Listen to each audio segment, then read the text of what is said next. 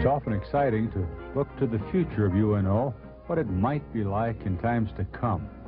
Sometimes, though, it's important to stop and take a good look at the past of the university, the people and the happenings that help make the excitement of future history possible. With this in mind, join me for Reflections in Time.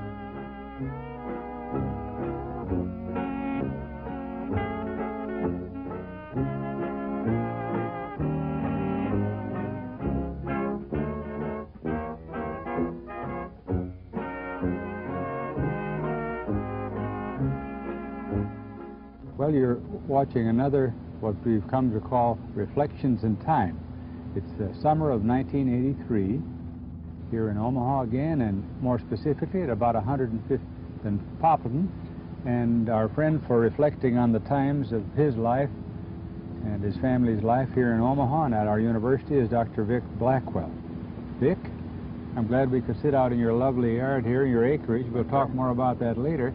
But first, before all this garden and yard and university and all, where did you come from? Where do your roots, where are they?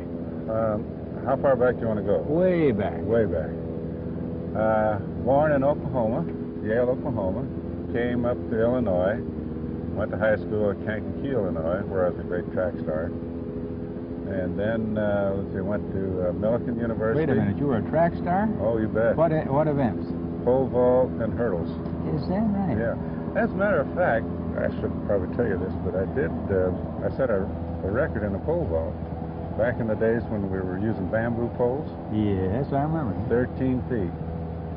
Wow, I'm really impressed. Yeah. So now in more recent years when I see you in the new Hyper building, it's just a natural continuation of your life as an athlete. Just a continuation, right. Yeah.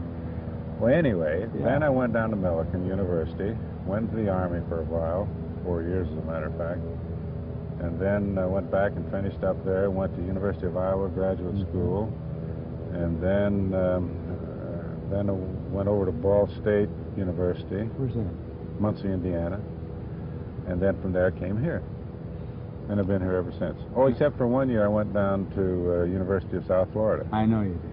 But that was a terrible time. But, couldn't stand it. I know you couldn't. You had to come back to our good, drier air here in the Middle West. Oh, it's great. But along the way, along the way, though, you were married and started a family and that sort of thing. When did that all happen? Well, when did you meet Jane? I married Jane the year I went into the Army. So that was 1942. Mm-hmm. And I met her when I was going to Millikan University. And we college sweethearts. Oh yeah, yeah. And we've had two great kids. Mm-hmm. John, who is now an architect with Dana Larson Rubel. He stayed in the area too. More or less. Yeah. And our daughter is now in California. She married an insurance man, and they're gonna be able to afford us one of these days. Well. Now let's come to the university from all of that. Maybe we'll come back to some parts of that as we reflect on more current times. When did you first learn about the University of Omaha, which it was when you and I came here? When did that all begin, and how did it come about? I was trying to think of that the other day, but I must have gotten a notice that there was a vacancy here. You remember Bertha Koch? Yes. The head chairman of the department. Yes. She was going to retire, and I think I must have gotten a notice. But anyway, I met, for an interview, I met Rod Crane. You remember Rod? Yes. In Chicago. He was an assistant to the president along with teaching economics. Assistant to Milo Bale. Yeah, right. And after that original interview, then they asked me to come out for an interview here. What year was this about? Fall of 57. So I came out then, and I think I met everybody on campus. They really took you around, didn't they, in those days? Oh, I guess. I met all the Board of Regents, if you can imagine. The chairman being invited in and being interviewed by the Board of Regents. And you were interviewing for a position in the art department, or as head of it? As chairman, yeah.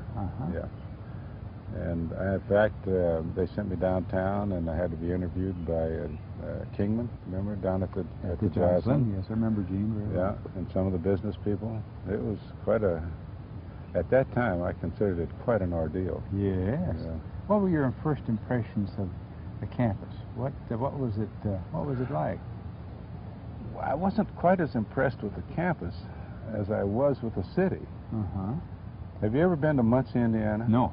Oh, real narrow streets, falling down buildings. It's the worst city, I think, in the United States. Is that right? But when I came here to Omaha with those wide streets, and Dodge Street was particularly impressive, I was just, it really sort of blew my mind. The city itself was so great. And then I came out, I remember coming out on Dodge Street and seeing the campus, and it was nice, but rather small at that time. Yeah, rather small. Let's see, how many buildings did we have in '57? Well, Which ones were there? Let's see. count them up. They had the old administration building. Right, which is now the Arts and Science Hall. They had RIT Library, Mm-hmm. and they had the old part of the Student Center. That was it. You mean the white shack out in back thing? No, they had just moved out of the white shack the year before. Oh, they had built the Student Center and building? they built the Student Center building, yeah. The first phase of it, anyway. As a matter of fact, that old white shack that used to be the Student Center had been vacated so that Ed Clark in drama and myself were working out there to get ready for that bicentennial, or not the bicentennial, but the 50th anniversary, which was that fall. And I really think that the reason they hired me was they wanted somebody to come there and help them paint some pictures. We got started on that. It was quite a thing. Do you recall, in general, why you came? Was it better than the job you'd had? Was there something specific that interested you about it? I think mainly it was the people that were here. Some of the nicest and really outstanding people were here at that time. And some of them, of course, are still around, like yourself. Yeah, a few of us left. Pardon? Yes, a few of us left. Oh, there's a few of us. Yeah. But I was particularly impressed with Rod Crane, I remember. Mm-hmm. Wonderful man. Yeah. And you remember Dean of Business, Dean Lucas, was still quite in an impressive. Pedal in the summer of '83. Yeah. And McGregor, Dean of Students. He looked like the professor's professor. Remember, McGregor. Oh, he just looked like what a professor should look like. Great guy. Yeah. Yeah. So a lot of the people that we remember were the same, and it was a kind of a cozy place then, wasn't it? Oh, it was intimate. Everybody knew everybody. We knew all the students, and well, everybody was together in the old administration building. Right. And you know, there wasn't the kind of disparate divisions which we now have. We had a number of the same colleges, but we were just all under the same roof. All under the same roof, yeah. The old dining room was in the administration building, and I can well remember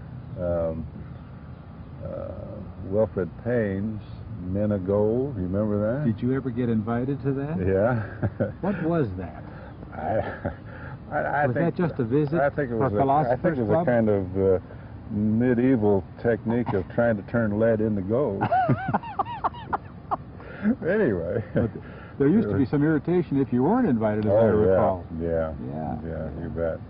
Yeah. That was the little dining room across the hall there. Across the hall. And and the kitchen used to be in where they now have student lounge down on the first floor. No, it was a compact place. Yeah.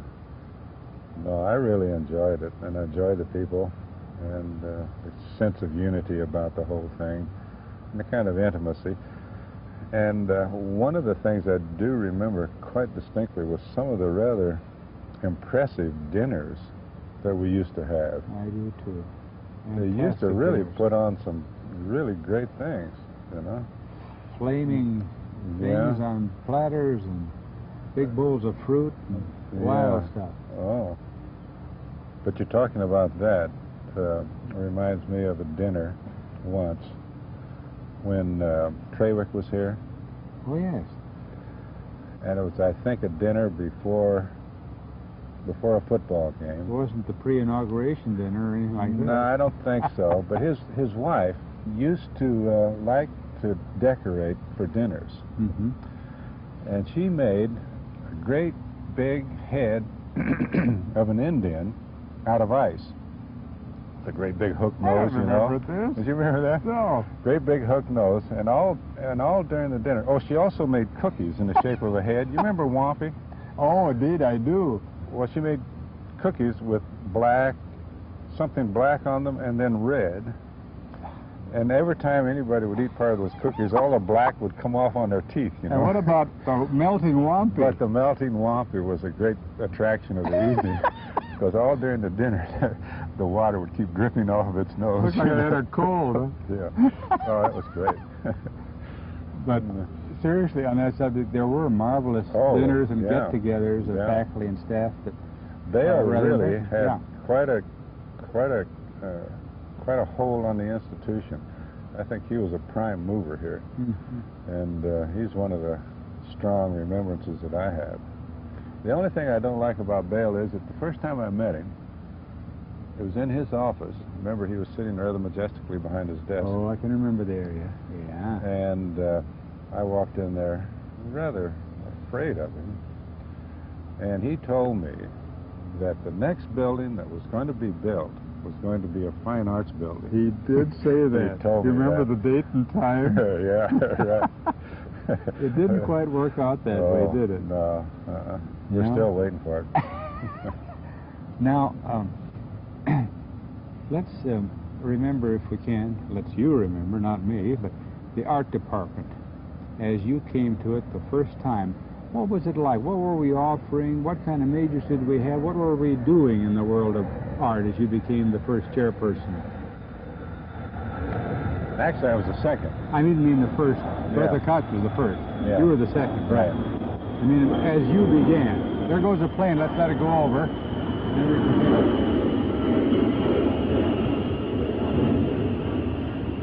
Before we go on with that, Vic, as long as we're talking about the noise we have in the area, describe this little place where we are. We're covered by grapes, and do you call this a gazebo? What do you call this? Oh, this is just a little grape arbor. Grape arbor. Yeah. Beautiful place. Yeah, it's nice. We enjoy coming up here in the summer and having our coffee breaks up here.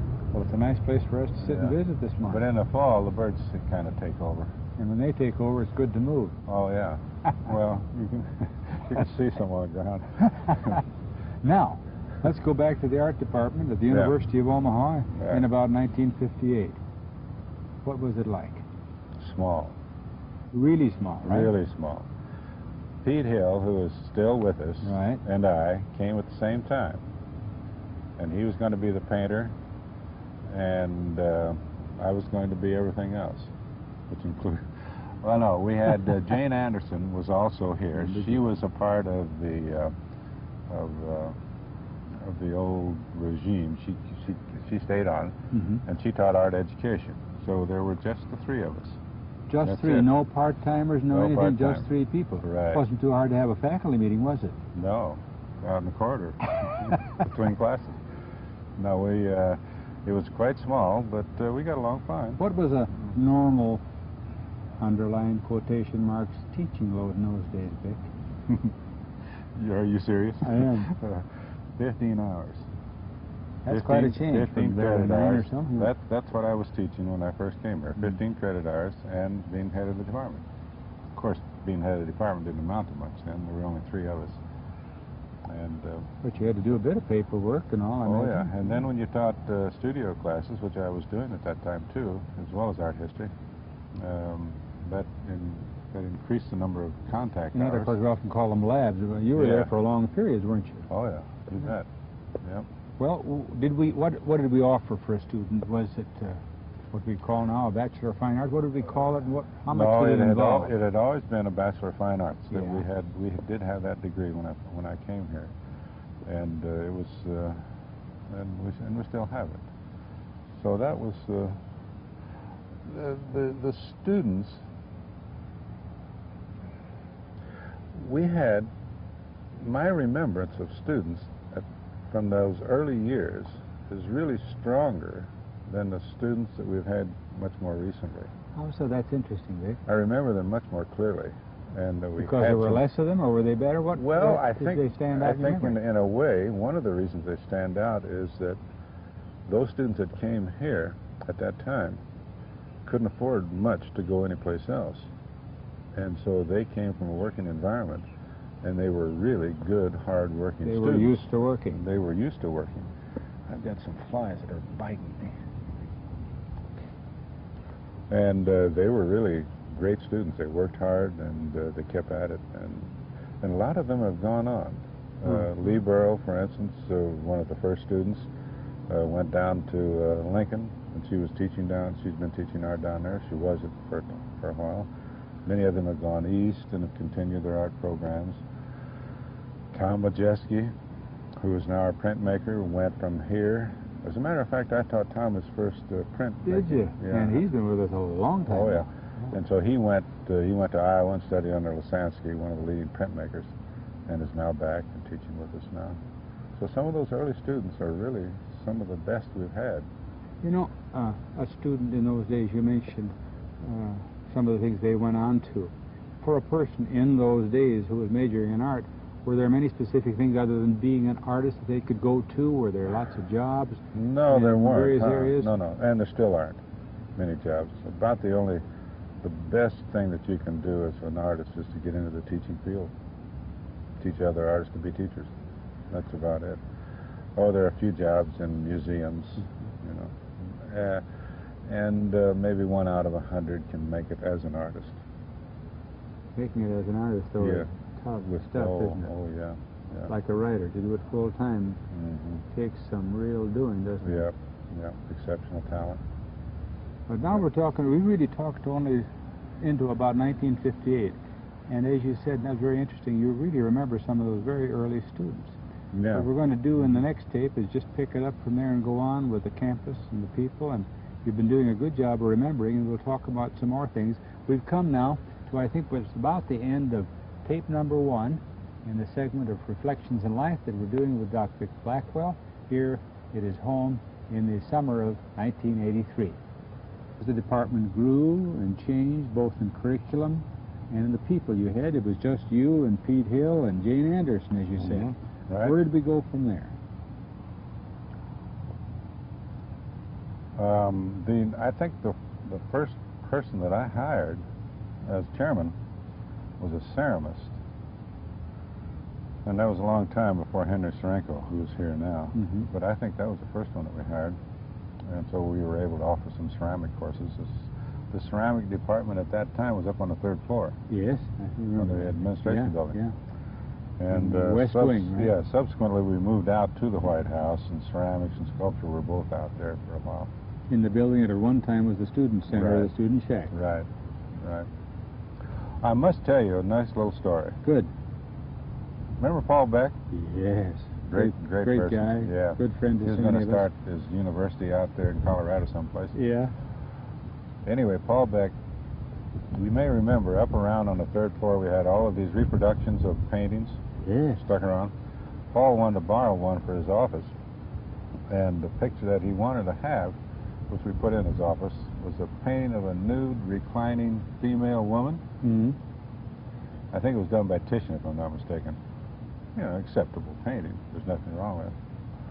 But he put that in his office, and I think about a week later, one of the top administrative officials, whom shall remain nameless, I think I know who it is, but I'm not going to use it. came into his office and said, you know, I don't think really you should have that up there, particularly when you're talking to students. And I got word of that, and so Pete and I went out and we got us a leaf and put it in an envelope and gave it. He thought that was pretty funny. Did the painting go? Oh, yeah. As a matter of fact, Paul Beck did bring the painting back to us, put up one more acceptable. Well, that was part of the changing times, too. I guess, yeah. Art censorship within the office confines. Yeah, Well, you well, hired the ceramist, and then where do we go let's from see. there? From there, we've had any number of different people. It's hard to remember all the people, and they'll just come as you go. Yeah. But did you start to develop more offerings and variety of quite a things few there? more About when offerings. did that start and so on? Well, let's see. When Majeski came here, the three of us, Majeski and Pete and myself, we were all teaching art history, if you can imagine. Tom Majeski taught an art history class. Really? He taught Renaissance. And day by day. Day by day. It was quite humorous. I won't go into that. And let's see. So that we began to get more studio people. We've gotten up to about 10 at the most, the highest point. 10 different faculty full time. And so that's we've grown quite a bit since that time. Now, when you say studio people, those are the people that work with the beginning and more advanced art students who are painting and drawing. Drawing, painting, ceramics, sculpture. Those are our major areas. Yeah. Now, one interesting thing you mentioned in tape number 1, how printmaking, you don't forget. Oh. I can't let Tom out of that. No, don't leave the old art history professor. Yeah. You mentioned in tape number 1 that you could remember some of those early students better than some of the more recent ones. Well, you see, the thing is, at that time, we were all doing both studio and history. Yeah. And so we had experience. At the present time, some of our students are primarily interested in the studio. Yeah. And I might get them one or two classes, so I really don't get to know them as well as I did then. And I think that's probably... You had them more often. Oh, yeah. Right. Yeah. That's understandable. Yeah. Just a general question on students. As you've really been into it a little ways, but I wish you'd carry a little further. Over the many years you've taught here and elsewhere, do you think students are changing? Are they better, worse? Are they different? Or are they really much the same over the years? Well, to be quite honest, I really don't see a great deal of difference between them. There's a continuing continuity about students to a great extent. I am finding that fairly recently, though, they seem to be a little more sophisticated and a little more knowledgeable in general areas. The early students had a tendency to be much more nose to the grindstone and workaholics. And today they don't seem to have quite that amount of dedication that they did have. But other than that, their intelligence level is about the same. I don't see much difference there. That's about the main differences that I see and similarities. Now, another thing I wanted to ask you about, you came here in the 50s, but you didn't stay forever. And tell us about the short but interesting, I hope, trip that you took to work somewhere else, and why you went and why you came back. Well, one of my former associates from Ball State, who had just gotten a job down at the University of South Florida, brand new institution that had no students. It had just been built. Oh, brand new place. Oh, brand new place. He dropped by one day and wanted to know if I wouldn't come down to help him start up an art department. And I thought to myself, well, that sounds sort of interesting, you know? And so we decided to go, and so we went down there. We immediately hated it. Any special reason? Oh, they used to say that if you didn't watch out, telephone poles would sprout and start to grow. You mean it was moist? Quite moist, quite humid, quite hot, and bugs all over the place. But I think probably the thing that really turned us off was a kind of transientness about Florida at that time. I remember I was on an effort to go get money from different groups, and just about every other address that I would go to had just gone bankrupt, and they'd moved out, you know. So we didn't like that part of it. The schools weren't very particularly good for the kids, for our children at that time. All your children were in school. And they were in school. Yeah. And But the worst thing about it was the school itself. I don't know if you've ever been in a situation where they've just started up, brand new president, brand new deans, brand new this and that, and everybody is trying to step on everybody else's back to get up to the top, you know. It was really a cutthroat situation. Yes, right. And I just couldn't take it. Didn't like it It at all. wasn't a relaxed, easy Southern living place at all. No, not at all. So you only stayed there, what, one Stayed calendar? 1 year and wrote back to Milo Bale and said, Milo, please let me come back. And fortunately, the fellow that had taken my place didn't like it here. And so he went back to his school, and Milo rehired me to come back. And I think that occurrence was rather historic, was it not, Vic? As I understand, that's about the only time that Milo ever rehired anybody that left him. When they're gone, they're Yeah, gone. when they're gone, they're and out. you move on from there. Yeah. Well, then you came back, really Came back. into your own position, into this home then, really. Became chairman again of the department. Moved into here. That was back in 1960, I think it was. Something like that. And I've been here ever since. Yeah. Now, as you came back, the department was perhaps much the same as when you left it, and some changes and growth again, I imagine, as the university grew. Yeah, right. It was about the same. Pete was still here. Jane Anderson was still here. Our ceramist, trying to remember his name, been so long ago. He was still here. We hired a few more people, and it gradually moved on. Yep. One thing you said a while ago in one of these two tapes, you indicated that really the future for those who major in art hasn't changed a lot over the years in terms of jobs. Is that still the case in 1980s now, too? You bet, yeah. At one time, well, for instance, when I graduated from State University of Iowa, graduate school, I had the first year there. After the first year, I got a master's degree in art history. No jobs. Then I stayed on another year. And what year was this about, Vic? It was about 1948. All right. No jobs. No jobs. Next year, I got my MFA in studio. Still no jobs. So I decided, well, might as well stay around and keep on working on going to school. So I started working on my doctorate then. And finally, after that third year, I got the job out at Ball State. But that showed, for instance, even with that kind of a rather comprehensive background, both studio and in art history, still jobs were so scarce. And all through the years, even up to today, studio jobs are practically a dime a dozen. You open up an offering for a studio person, you get 100 people trying to get the job.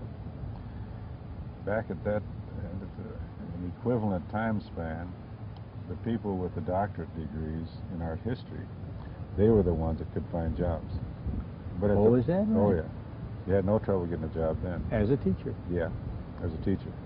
But now, even the doctors are getting more than the amount of job openings. So it's difficult. And that's about the only source of income that you can have is through teaching. I guess then the question might come, since many people might not want to teach, why do they tend to do it? Just as enjoying the area of concern, being interested in doing it as an avocation? Why? Yeah. Well, a lot of the students are, after they've gotten their degrees in art, are doing other things. A lot of them do, and they keep on producing their art. So it's like playing in the band. When you get out of school, you still play your horn and enjoy it, but you want to go on to doing something else. Yeah, and right. That's still the case. That's still about the case. Yeah. Now, when you came back, you hadn't been gone long, as you pointed out, you and Jane and the family, but the 60s, take them on as early as you can, started to be a period of real change for us as a university. In fact, the rumbling started with mill levy activity and so on in the fairly early 60s. Am I right, Vic? Yeah, right. Yeah. And when was it that Bale retired? About that time, About 65, wasn't it? Yeah. Or 64, right in there, shortly after the mill levy was defeated. Yeah. He And we whatever were reason, beginning to decided to think quit. about we needed other sources of income. Right. Yeah. We were really up against the wall, Oh, yeah. weren't we? Yeah. Yep. The good days were beginning to be gone. And so, of course, they had to make an effort to get state monies. Do you remember the first rumblings of that? First time you became aware of what was going on and how it affected us or would?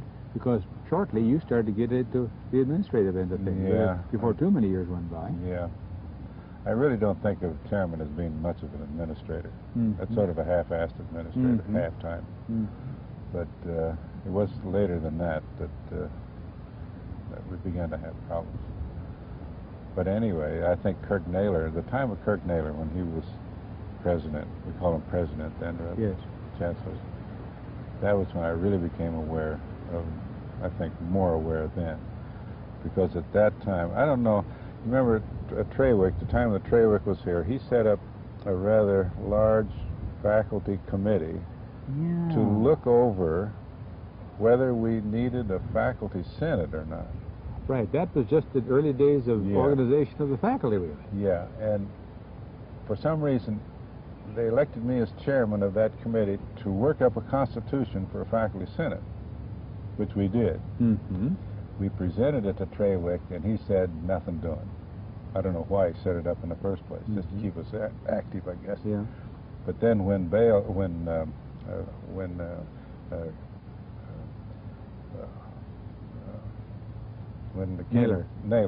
when he came in, then he, of course, accepted it as a faculty senate, and we, at that time, we called it the university senate. Yeah, the acceptance of that bridge in terms of university was with Naylor, wasn't it? Yeah, right. He was the one that accepted the setup of a senate, and we called it a university senate then. It wasn't a faculty senate, and it included both administrators and faculty, which I think was really great because we could, you know, you could hear what the administrators were thinking about. And that was really the first organization of any sort. The faculty, beyond that, were just departments and individuals, weren't they? Right. You had immediate access to the president, of course, anytime you wanted to go in and see him. I think that was an important step, though, in the life of our faculty in the university. And as you point out, it was a university. It was a university senate, not just a faculty. But it was both of us trying to work together and to advise the president, Naylor. And I think it worked fairly well. I happened to be president of that senate for two sessions of it. This is sort of the beginnings of your work into a more administrative end of the university, doesn't it? Probably that's where I made my first mistake. Because I watched you come and move, and I think, remembering those days, Vic, what were some of the things you tackled as a senate? What were you talking about? What were some of the concerns of us as a faculty then? Other than money, perhaps? Money. I think one of the major things we were able to accomplish was lowering of teaching loads. The 15-hour load that you came with and had as a department, it started to, is that about when it started to go down? It went down to 12, yeah. And I think that, and you know, I really can't remember too many things. Well, that's important. The only thing that I can remember is that we kept adding up all of our resolutions. And I think the first year it was 150, and the next year it was about 275. Well, I can't remember, but we sure talked a lot. What sort of power, if any, did the Senate have? Did it merely make recommendations as representatives of the faculty? That was its purpose? That was its purpose, and hopefully, when we were working together with the administrators, we had hoped that it would be the major voice of recommendations to the president. I'm afraid that even at that time, that Naylor, although I greatly admire the man, still continued to be rather strongly influenced, more strongly influenced by administrators working separately. You know, he still had his meetings with the administrators, and so while he did, and he paid great attention to the Senate, and a lot of the things that we suggested to him were carried out. It was still weighted in the area of still administrators. weighted, I think, strongly. Administrators seem to think that only administrators have any brains. Well, with that, let's wind up tape number 2 here in the summer of 1983 in Vic Blackwell's backyard, and we'll be back with tape number 3 in just a little while. Number 3, summer of 1983, Reflections in Time, and we're reflecting on the times with Vic Blackwell, chairman of the art department here at UNO and the University of Omaha for many years, and a variety of other things too. And we're going to move toward that. One of them was president of the University Senate, which he helped form, which we were talking about quite extensively on the latter part of tape number 2. And one thing we were talking about in those last minutes on tape number 2, Vic, was one of the major accomplishments that you remember during the time of activity of this group getting going in terms of speaking as a voice for the faculty and administration, was cutting the load from 15 hours down to 12, which was historic, wasn't it? Pretty much so. Yeah, you bet. Yeah. Because that, among other things, started to cost the university more dollars in terms of covering the jobs and the work. And I think we were able to do a better job, of course, with that lighter load. And was that a period when we started to maybe drift more into the area of being what we call a teaching institution, into a little more research and doing other things area? Well, you remember, I think under the Bale days, we were considered to be a teaching institution, and research wasn't a necessary part even for tenure, which it is now, of course. And so I think probably with the less teaching load, the expectations began to be a little stronger that one must conduct research at the same time you teach. Now, one thing you were mentioning here earlier, too, very briefly, let's move into that area now, is that period, well, into the 60s. We have the Senate, we have a little rumbling there. Now we're starting to worry about finances, about additional support. We had the mill levy vote, and it didn't work out, did it? In about 64 or 65, whenever, in there. Then Kirk Naylor, of course, was the main driving force in getting us to become a part of University of Nebraska system. You know, so many people attribute a lot of the merger really getting done to Senator Carpenter. But other things went on around that, too, that weren't so public in nature, right? Oh, I imagine. A lot of that work that was going on in trying to become a part of the university, I wasn't too involved with that. So my remembrance of all of the underground, back underneath the table kinds of things that were going on, I didn't have too straight a part on that, and so I really shouldn't speak to that too much. Well, but you and I we were here at the time, and we started to hear things, didn't we? Yeah, we went out and got people to try to vote to bring us into the system, and we both did that. Now, when did you become involved? Because, you know, we often think of people in the art world as not being very much in the area of administration, and man, all of a sudden, Vic, you got tied in with administrative activity here. Yeah. Well, I think, of course, the work with the Senate and as president of the Senate got me a little more closely associated with President Naylor. I think that's right. I remember that. And that probably gave me a certain amount of background. You knew more about the general workings of the university, didn't you? Probably because of that. Yeah.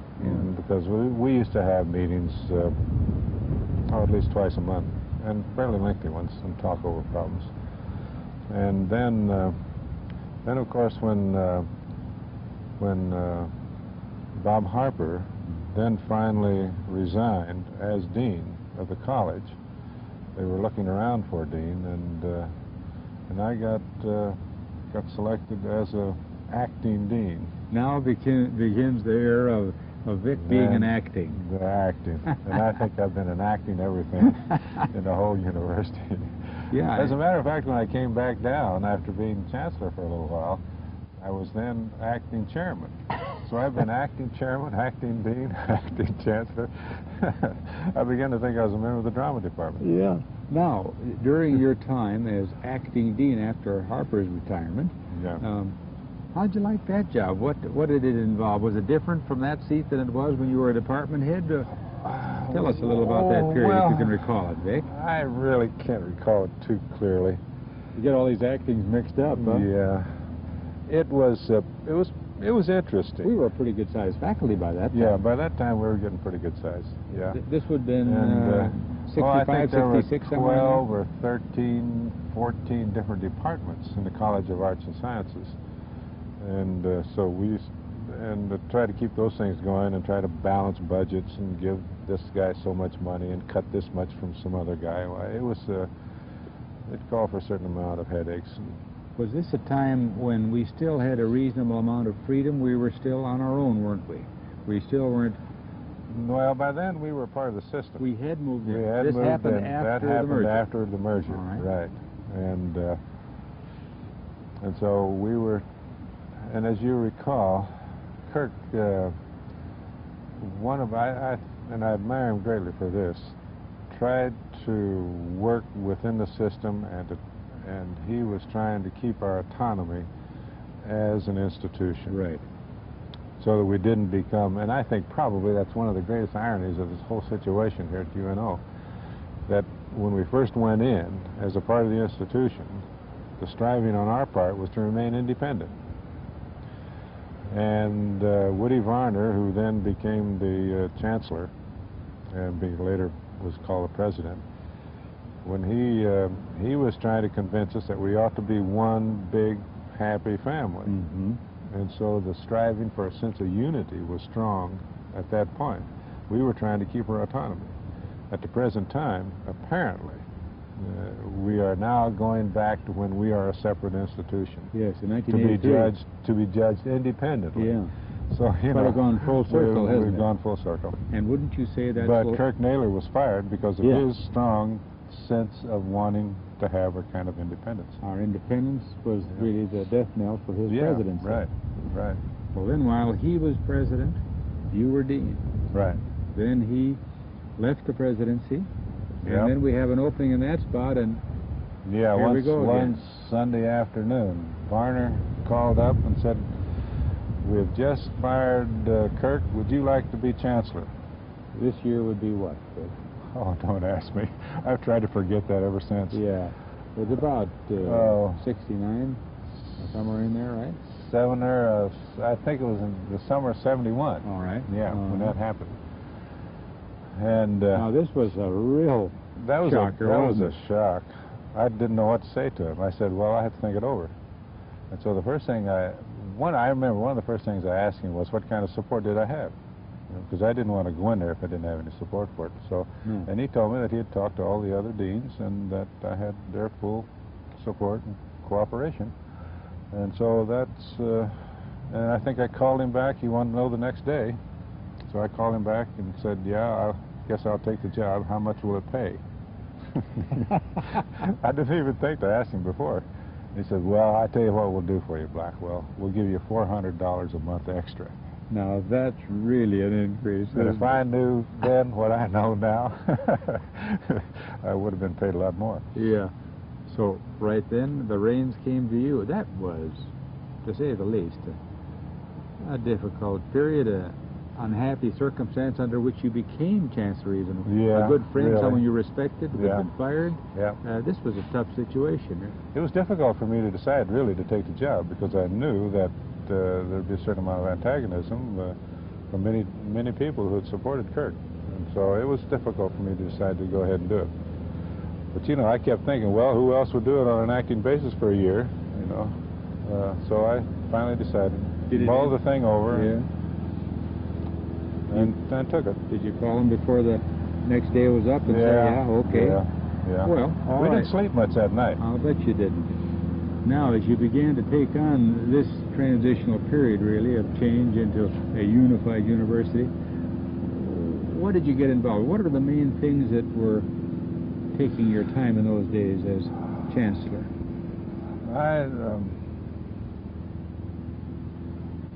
Well, that was the beginning of a kind of student unrest period, and that was causing some problems.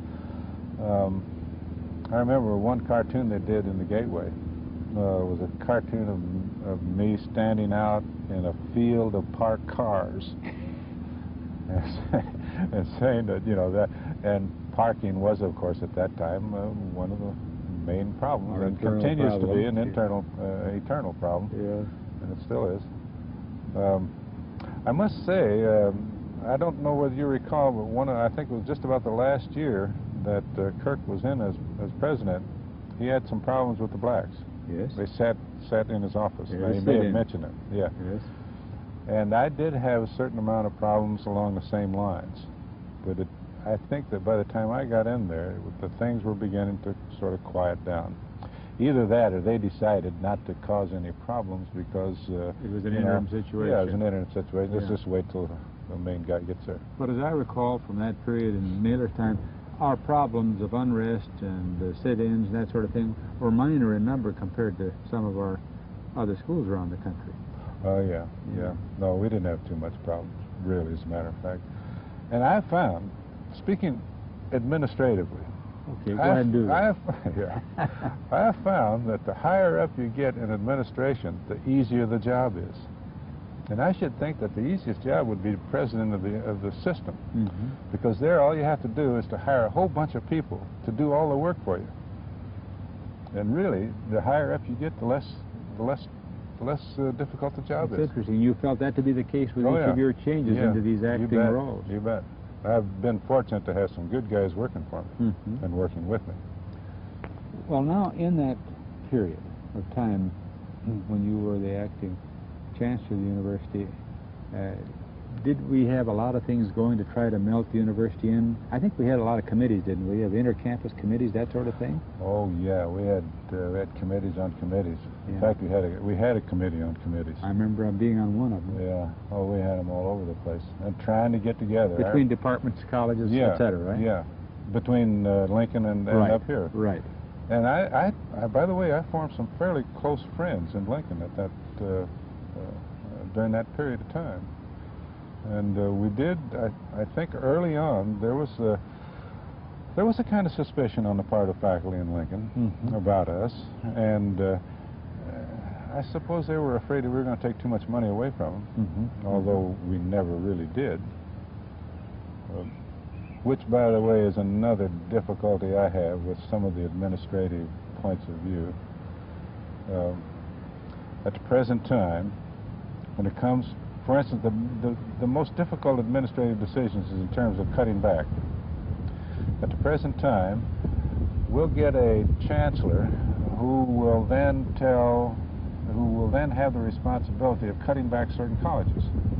And then colleges will have the difficulty of trying to cut back from departments. But if you go up one step higher into the president of the total institution, they don't feel any necessity to cut back one university from another, so that Lincoln is never a part of our cuts or we are never a part of theirs. They simply don't have that kind of difficult decisions to make. I don't know if you get the point there. Well, but it's the presidents of the institutions don't face up to the same kind of difficult problems that the chancellors have to face up to. At the chancellor's level of how the pie is going to be moved around. Right. And you don't think that's something that's necessarily going to be resolved or changed in the 1980s either? That's just always here, isn't it? It's always here, yeah. And I think there'll continue to be a whole series of cutbacks from here on out. Did you generally, since you knew you weren't going to be doing it forever, kind of enjoy being the chancellor, being the guy in charge? Was that fun? Did you like it? I enjoyed it, yeah. I didn't mind it at all. No, I rather enjoyed it. Did you find that your relationships with your colleagues changed when you changed hats? Did they view you differently, relate to you differently? Well, if they did, they didn't say so. My point of administration has always been that I, as an administrator, speak for the faculty, whether I was dean or chancellor. I was a spokesman for the faculty on their behalf. And I never considered my role as one from the top down. I mean, it's an entirely different situation, you know. And that's, and so I've and I suppose that's why I was sort of a failure as an administrator. I never had that kind of sense of business point of view about it. You were a part of those you served, really. Right. Yeah. and didn't set yourself apart in thinking. And worked. Woody Varner and I never really saw eye to eye on that particular point. Yeah. He thought I was his man, and I wasn't. I didn't want to be. You know? Yes, I imagine because of the very altercation that came up between he and Naylor and so on, and Naylor trying to maintain our identity. Yeah. He thought that you were going to jump onto the other side of the wagon. Huh? Yeah.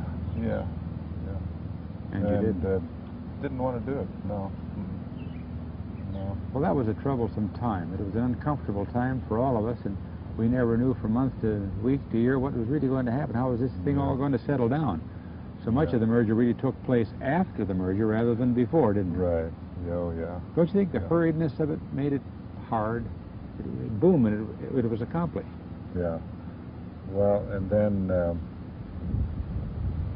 it took some time for us to try to work the thing out as to what the different roles were going to be. And I don't think that it's still quite clear, you know, as to the distinction between Lincoln campus and here in the Ag and so forth, and the med school. But I suppose after a number of years still, the things might get ironed out to where they're working a little better than they have in the past.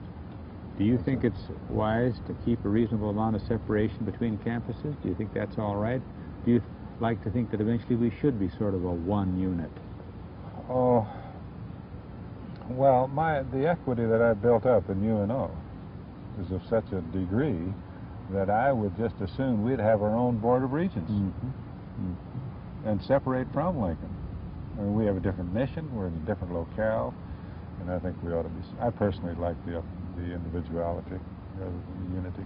Vic, we've come to the end again of another tape from the machine, and so we're going to quit here for a little while, take a breath, and come back. This has been tape number 2 in my visit with number 3 with Dr. Vic Blackwell in the summer of 1983, and we'll be back with the 4th and final edition, tape number 4, in just a moment. This is known as Reflections in Time, and this is the 4th in a series of tapes that we've been making during this lovely summer day in the summer of 1983 with Dr. Vic Blackwell, who for many years has been a part of our university. And the part he's been in the tape we just finished a few minutes ago, he was our acting chancellor. And I think we're about to wind that up. You only took it for a while. And 1 year. And that was it. That was plenty. And you didn't want to stay at it. I didn't want to stay at it, really, no. You know, it's interesting to hear you say that, Vic, because I think some of your colleagues felt that you did want to continue in that job. That you didn't like the idea of not staying on. Oh, no, huh? No? No, I was perfectly happy to step down. I do remember that the faculty, the committee that was set up to search for a new chancellor. As I recall, they wanted me to stay on. And well, that was a nice gesture, wasn't it? Yeah, sure. Yeah. And so I said, well, the regents have never interviewed me for the job, so I'm not sure that they want me. And I wasn't sure that I was fairly sure that Woody was just as happy for me to step down too. And so I really didn't consider it any possible choice of staying on. And I was just as happy to go back to being dean. So you went then back to being the dean again. So now another acting shot at the deanship.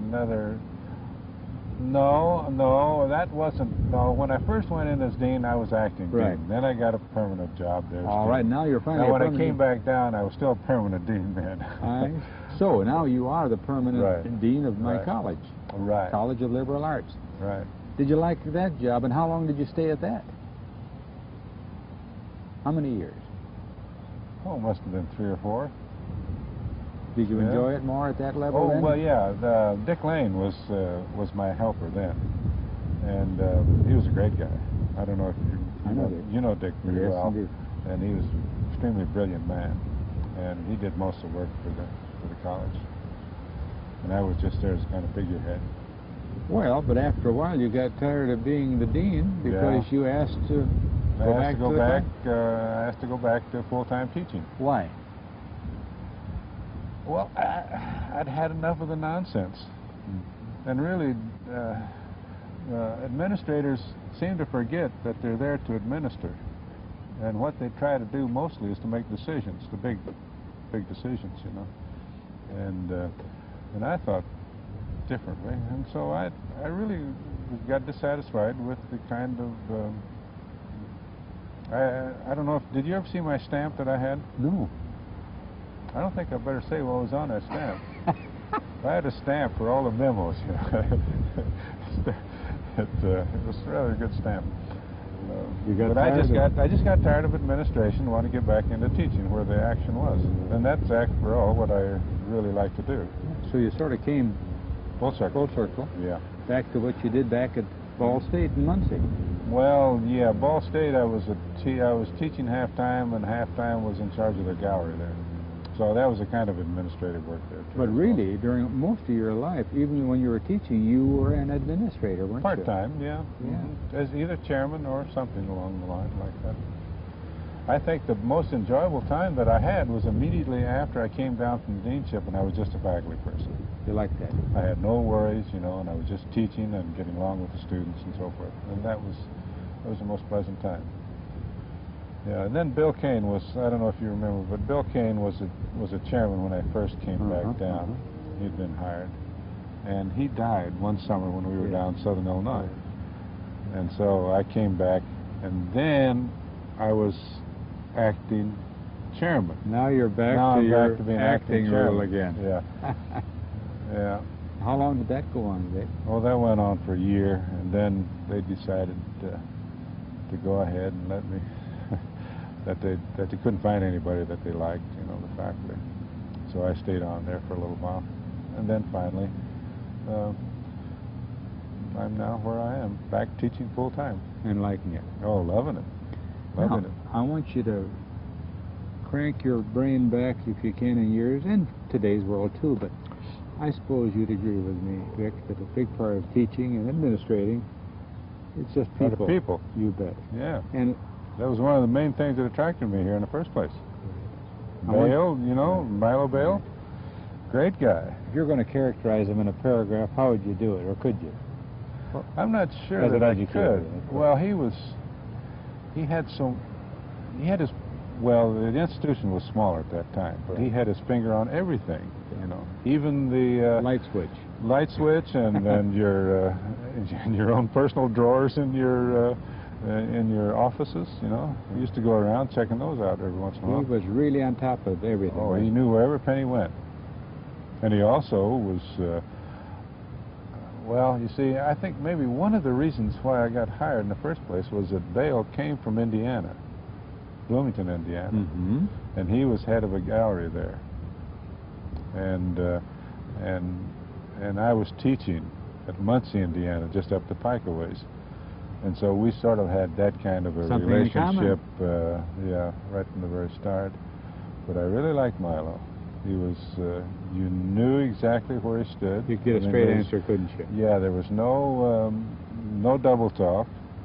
He said what he had in mind, and there was no question about it. And I like somebody like that, you know? Yeah. The thing I really dislike is somebody tell me one thing and then turn around doing something else. Yes. Other people that come to mind, Vic, and I'm glad you started with Bale, because there are so many people in your life. I know you can't mention them all, but stand up. From the administrative point, I think Harold Kiefover was one of my closest friends. I mean, he was a great businessman. Hear, hear. And he helped me out a lot on my own personal business. Let's see, Dean Business. Dean Lucas. Dean Lucas was one of the most immediate, impressive people, and he did so much for the business college. I remember that. He really started it, didn't he? He started the whole thing, and he hired some of the best people that we've had, and he got their salaries up, and they were among the higher paid ones even back when we first started. I mean, he did a great job on that. McGregor, Dean McGregor. Fond remembrance of him, too. Oh, isn't he great? He was what we call the Dean of Students. Yeah. A role we don't have specifically anymore. No, we don't have that. We have a Vice Chancellor, isn't it, for students now? Student Affairs. Yeah. Let's see. Ed Clark, I think, was one of my first people that I was impressed by. And I'll never forget those times when he used to go to New York, you know, every winter, then come back and give those nice talks about the plays, the the Broadway, season. the New York season. Yes. And the plays. He did a great job. Did that for about 20 years, I think. Yeah. That was something worth remembering.